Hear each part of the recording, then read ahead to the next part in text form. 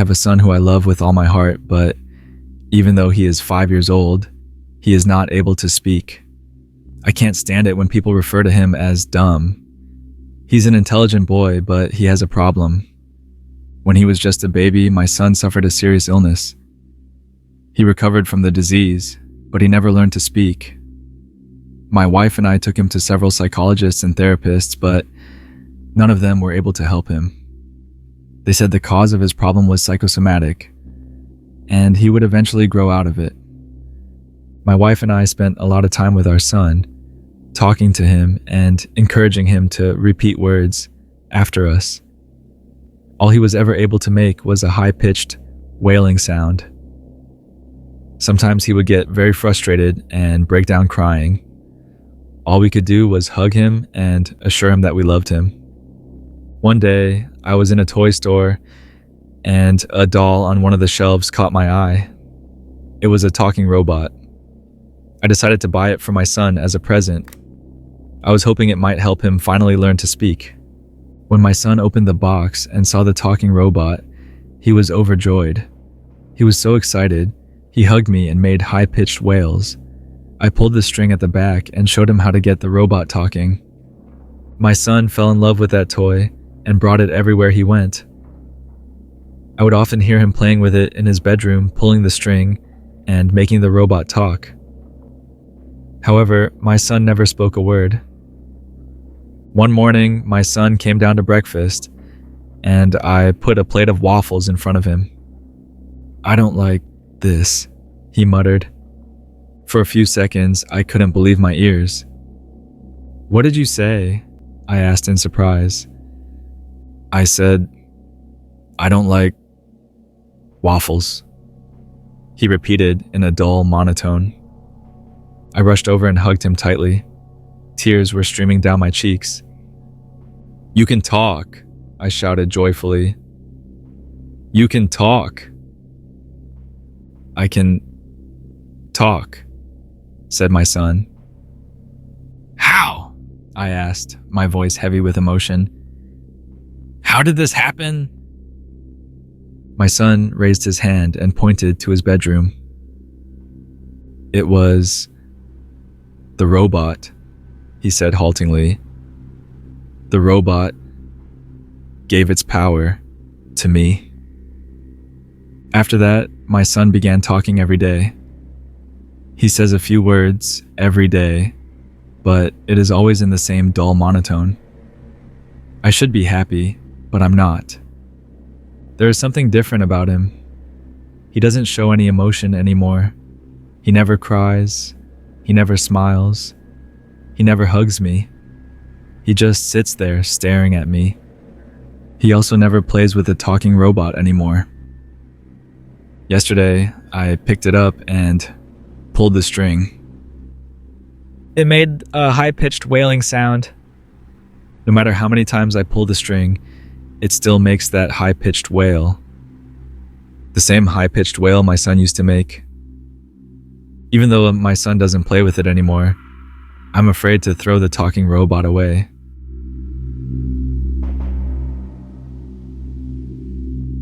There was a young girl named Radka who lived in a small city in the Czech Republic.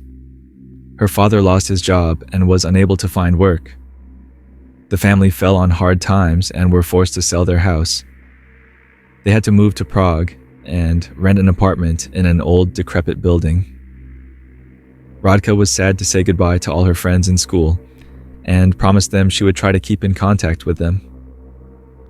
The young girl didn't like the hustle and bustle of the new city in which she was forced to live.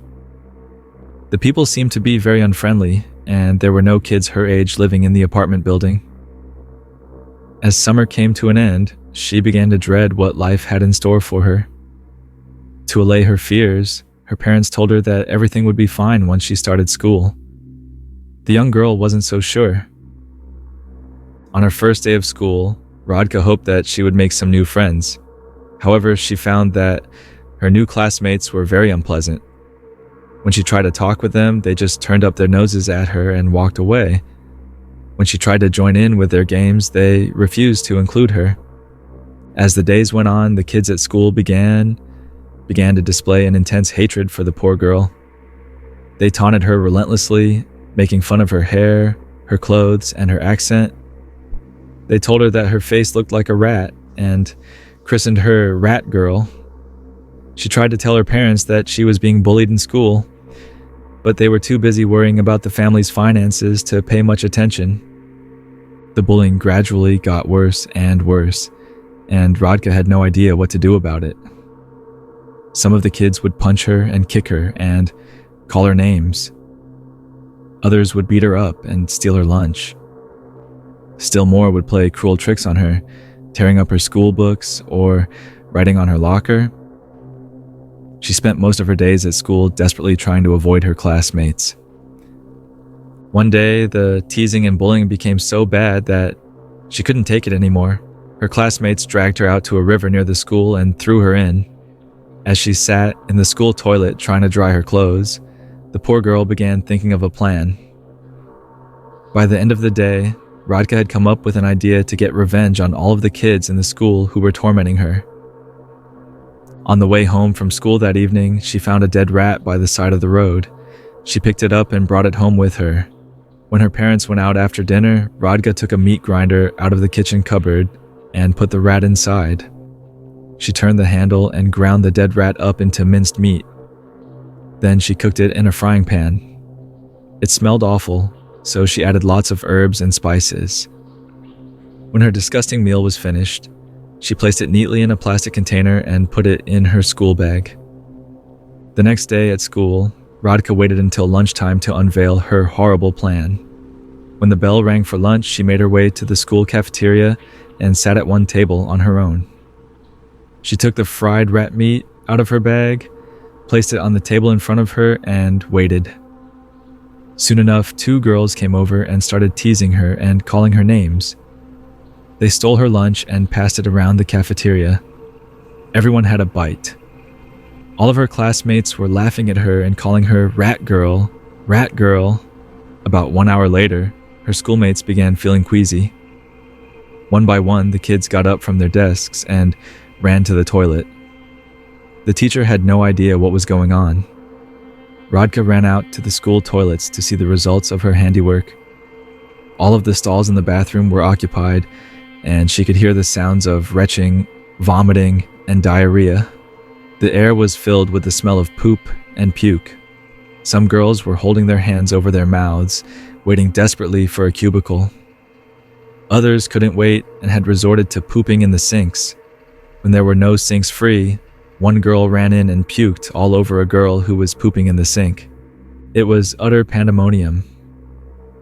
Radka smiled with satisfaction. By the next morning, her classmates had figured out her cunning plan. During class, she could see all of the girls staring at her and giving her dirty looks. She knew that it was just a matter of time before they took their revenge on her. During lunch break, 2 girls approached Radka. She was expecting them to beat her up, but instead they apologized to her. "We're all really sorry about the way we treated you, Radka," they said. "We hope we can make it up to you." The girls told her that her classmates were waiting for her in the classroom. They said they all wanted to apologize and welcome her into their group. Although Radka was suspicious, she was so eager for acceptance that she threw caution to the wind and followed them. They led her down the corridors, but as they were passing the door to the school basement, the 2 girls suddenly turned and grabbed her. One of them held her tightly while the other opened the door. Radka tried to struggle, but it was no use. The girls pushed her through the doorway. Radka tumbled down the stairs and landed on the cold concrete below. She heard the sound of the door slamming and the key turning in the lock. The basement was in a disused part of the school. No matter how loud she screamed, nobody would ever hear her. Lying on the floor of the basement, her back aching, Radka began to cry bitterly. She started looking for another way out, but the windows were too high to reach. She was trapped like a rat in a cage. In frustration, the poor girl began kicking the wall. She kicked it so hard that her foot went straight through the plaster. She got down on her knees and began tearing at the wall, making the hole bigger and bigger until it was large enough for her to fit through. Sticking her head through the hole and peering inside, Radka saw that there were no water pipes or electrical wires behind the wall. For some reason, there was a small gap between the inner wall and the outer wall. It was a very narrow passageway that led to the left and right, but it was just about wide enough for her to squeeze through. Radka felt that it was her only avenue of escape. So she crawled through the hole and made her way down the narrow passage. It was dark and she was scared, but she forced herself to press on. Eventually, she noticed a thin beam of light shining through a tiny hole in the wall. She scratched at it with her fingernail and it got a little bigger. Peeking through, she realized that she was right beside the school principal's office. She could see the principal sitting at his desk, unaware he was being watched. He wasn't doing any work, he was just sitting there staring into space. Then he began picking his nose and eating it. Ew, gross, thought Radka as she chuckled to herself and moved on. She crawled further down the passage and came to another bright spot in the wall. She scratched at it to make the hole bigger and put her eye up to it. She discovered that it was the teacher's lounge. She could see her geography teacher and her history teacher. They were locked in a passionate embrace and were kissing each other. Wow, they're having an affair, she thought to herself. Moving on, Radka found that the passage began to slope upwards. In some places it was almost vertical, and she struggled to find a foothold. Eventually, she reached another tiny point of light. She looked through the little hole, and it took a while for her eyes to adjust to the light. When they did, she realized that she was staring directly into the teacher's bathroom. She could see her English teacher sitting on the toilet. Suddenly, she heard a loud splash. Disgusting, she thought to herself. She kept going, confident that she would soon find a way out. As she went further down the passage, it began to get more and more narrow. After crawling for a while, she came to a corner that was at a slight angle. Radka tried to squeeze through the narrow space. Her head and upper body went through without a problem, but her butt got stuck on the turn. She tried with all her might to pull herself through, but it was no use. The corner was too small. However, when she tried to go backwards, she found that she couldn't budge an inch. Her butt had become stuck fast between the densely packed concrete blocks. In desperation, she even tried to rotate her body like a drill, but her efforts were in vain. Her worst fears had come true. I can't believe it, said Radka. I'm jammed. She began to panic and felt as if she couldn't breathe. She wondered if she would be trapped behind the walls forever. The young girl rested for a few minutes, telling herself to remain calm and try to gather her thoughts. She began thinking about her mother and father and the fact that she might not ever see them again. Her eyes welled up with tears. Help! Help! She screamed again and again, but nobody answered her cries. Just then, Radka felt something brush against her leg. There was a strange, musty smell in the air. She put her hand down and felt the touch of soft, warm fur. When her fingers closed around a long, fleshy tail, she screamed, "Rats!" All at once, at least 3 or 4 rats began swarming on Radka. They climbed up her legs and scrambled over her head, their sharp claws digging into her skin. She began to panic, and she felt something bite into her ear. Radka started slapping at the scurrying rats with her hands, desperately trying to make them retreat. One rat began nibbling at her toes, and she kicked it away. Her frightened screams rang out along the passageway, but nobody was there to hear them. She lay there for what seemed like hours, stuck in the passageway, fending off a group of ravenous rodents. Every time she thought the rats had gone, they reappeared and attacked her again. Her head was pounding and her body ached. All hope of salvation was gone. Going crazy with the pain, Radka reached out and grabbed hold of one of the rats.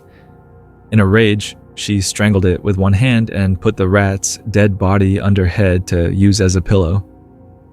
The other rats scurried back to their hiding places. They seemed scared. Radka lingered in the hole for 3 days, halfway between life and death. Sometimes she managed to get a few minutes of sleep. Whenever the rats came too close, she would kill one of them with her bare hands and toss the carcass at its comrades. She had to go to the toilet and was forced to do her business right there on the spot. Lying in her own poop and pee, Radka gave up all hope.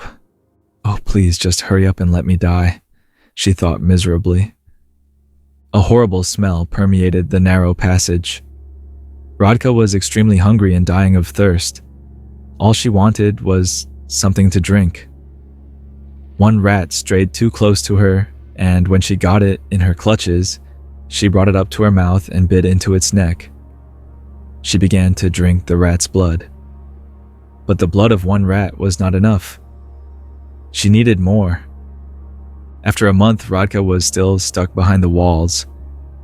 She managed to survive by catching rats, drinking their blood, and eating their dead bodies. She was terribly bored, and her only entertainment was to listen to the rats squeaking. It got to the point when she almost felt she could understand what they were saying to each other. One day, when Radka awoke, she tried to squeeze herself around the corner again.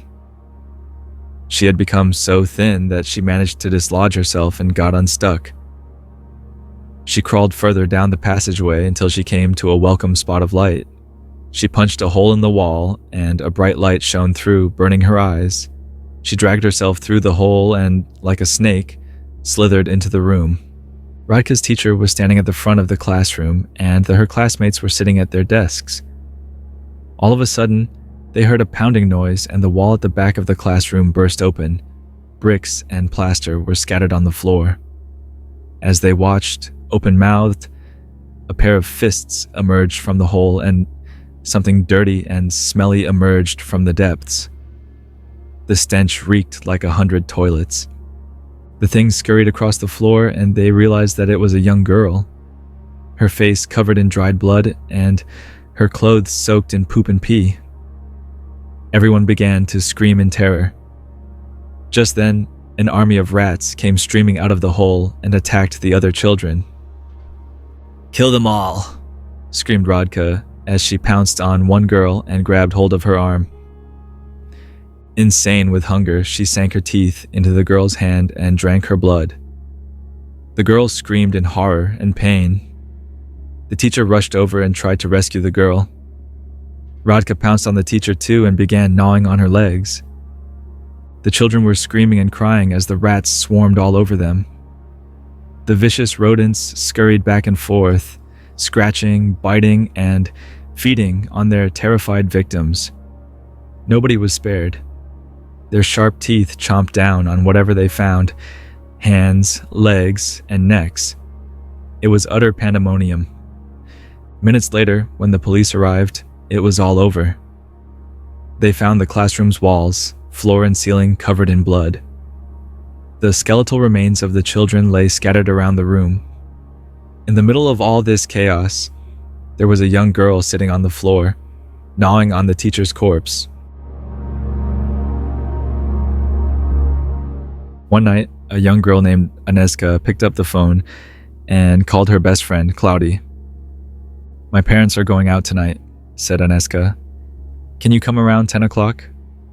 "That's great," replied Cloudy. "I'll bring the book with me. Bye." Aneska put the phone down and went to her bedroom to prepare for the evening. The two girls were planning something very dangerous. Both of them had always been interested in black magic and the occult. Only a few days before, Claudia had found something very interesting at the local rubbish dump. It was a large, heavy book, bound in leather and filled with countless pages of archaic writing. It was not just any book. This book contained instructions on Satanism, devil worship, arcane occult rituals, and how to cast black magic spells. For Aneska and Cloudy, the idea of being able to cast spells was very attractive. They had been dying to try it for some time. When Cloudy found the satanic book, the two girls decided to follow the instructions and attempt to summon the devil to do their bidding. Shortly after Aneska's parents went out that night, Claudia arrived. It was a few minutes after 10, and the girls climbed the stairs and went to Agnieszka's room. They were shaking with anticipation. Following the instructions in the book, they closed the windows and pulled the shades so that the room was in complete darkness. In the middle of her bedroom, Agnieszka had set up a little wooden table. Around it, she placed lighted black candles. Claudia laid the open book on the table. The girls sat across from each other and joined hands. Staring into the book, they began to read in unison. In nomine Dei nostris Satanas Lucifer excelsa. In the name of Satan, ruler of the earth, the king of the world, who commands the forces of darkness, we beg you to put your infernal power in our hands. Spread wide the gates of hell and come forth from the abyss to greet us as a brother and a friend. A light breeze blew through the room, and the girls exchanged worried looks as they continued. Grant us the power that we seek. Grant us the pleasures that we seek. Indulge our every whim and make our dreams come true. We invoke your name and demand that you show yourself. We renounce God and worship only you, O Prince of Darkness. You who reward evil and punish goodness. Hear our plea. The gust of wind grew stronger and shook the room, even though the windows were all closed. Claudia was trembling. She tried to let go of her friend's hand, but Agnieszka held her tight and continued chanting. By all the demons of hell, we demand that all of the things we mentioned shall come to pass. We speak your name. A cold wind began turning the pages of the book. Claudia broke away from Agnieszka's grasp. Then, as if on cue, the wind ceased and the book abruptly snapped shut. Both girls screamed in fright. This is too much, Agnieszka, cried Claudia. I'm going home. I'm afraid. I don't like this. I'm scared too, Claudia, Agnieszka replied. But isn't this what we wanted? What we planned? After all, it was working. If you didn't pull your hand away, we might have made contact. I don't want to do this anymore, Claudia whined. It was fun in theory, but I never believed any of it was real. I've got a bad feeling about this. I'm going home. It's over. Bye, Agnieszka. See you tomorrow. And what about the book? Agnieszka demanded. You can keep it, replied Claudia. I don't want it anymore. Claudia grabbed her coat and made her way downstairs to the front door. Agnieszka followed her, begging her to stay, but she refused. She did not have far to go, just down the street, past the pond, and she would be home. Agnieszka said goodbye and shut the front door. Then she went slowly back to her room, turned on the light, and blew out all of the candles. She opened the curtains and placed the satanic book beside her bed. She lay down and looked at the clock. It was 11. She closed her eyes and fell asleep. Claudia was hurrying towards her home. As she passed the pond, she felt something behind her and spun around. There was nobody there, but she felt as if she was being watched from afar. Scared, she screamed with horror. That night, Agnieszka had a very disturbing dream. She saw Claudia lying in a ditch near the pond. Her head was resting at an odd angle, and there were bruises around her neck. Agnieszka woke up in a panic and screamed out for her father. He rushed into her room and tried to comfort her. Relax, girl, he said in a soothing voice. It was just a bad dream. Go back to sleep. In the morning, you will have forgotten all about it. Please, Dad, she cried. Can I sleep with you and Mom tonight? I don't want to be here alone, please. Well, okay. Come on then, her father replied as he took the frightened Agnieszka in his arms and hugged her tightly. She looked at the clock. It was almost 2 a.m. Just then, the phone rang. Agnieszka picked it up and heard a faint voice on the other end. It was Claudia. Beware, Agnieszka. Be very careful, or what happened to me will happen to you as well. That was the only thing she heard before the line went dead. Claudia! She screamed desperately. Claudia! "Calm down, Aneska," said her father. "What happened?" "I don't know, Dad," she replied. "I don't know, but I'm afraid. I'm afraid for my life." Aneska was overcome by fear and desperation and began to cry.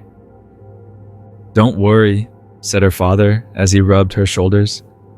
"Go to sleep, and tomorrow, you'll see, everything will be okay." He took Aneska to his bedroom, and she lay down in the bed between her father and mother. Soon she fell into a peaceful sleep. In the morning, her father was awoken by the terrified screams of his wife. Opening his eyes, he was horrified to see his daughter lying dead beside him.